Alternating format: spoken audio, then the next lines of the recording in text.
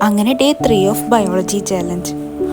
അങ്ങനെ 2 day successfully complete ആക്കിയിട്ട് ഇപ്പോൾ 3rd ഡേ ആണ്. ഇന്നത്തെ ടാർഗറ്റ് ആസ് യൂഷ്വൽ മോർഫോളജിന്ന് ഒരു ചെറിയൊരു ഫാമിലി, ചെറുതല്ല ഒരു ഫാമിലി മൊത്തം, പിന്നെ എവല്യൂഷൻ്റെ ഒരു പോർഷൻ, അതായത് ഒരു ദിവസം കൂടി എവല്യൂഷൻ എടുത്താൽ എവല്യൂഷൻ തീരുന്ന രീതിക്ക്. ഇപ്പോൾ 4 പാർട്ടായി പഠിച്ചുകൊണ്ട് തന്നെ അത്യാവശ്യം അടിപൊളിയായിട്ട് അത് ഓർമ്മയിൽ നിൽക്കുന്നുണ്ട്. അതുപോലെ തന്നെ ഫാമിലീസും ഓരോ ദിവസവും നമ്മൾ പഠിച്ച ഫാമിലീസ് പിറ്റേ ദിവസം അടുത്ത ഫാമിലി പഠിക്കുമ്പോൾ റിവൈസ് ചെയ്യുന്നതുകൊണ്ട് കുറേയൊക്കെ ഇങ്ങനെ റിലേറ്റ് ചെയ്ത് പഠിക്കാൻ പറ്റുന്നുണ്ട്.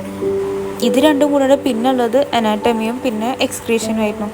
എനിക്ക് എപ്പോഴും ഈ റീഅബ്സർപ്ഷൻ, അതായത് ട്യൂബുലർ സെക്രീഷൻ്റെ ആ ഭാഗം ഭയങ്കര കൺഫ്യൂഷനാണ്. ഇപ്പോൾ ഫിഗറൊക്കെ വരച്ച് പഠിച്ചപ്പോൾ അത്യാവശ്യം നല്ല അടിപൊളിയായിട്ട് മനസ്സിൽ ഓർമ്മയിൽ നിൽക്കുന്നുണ്ട്.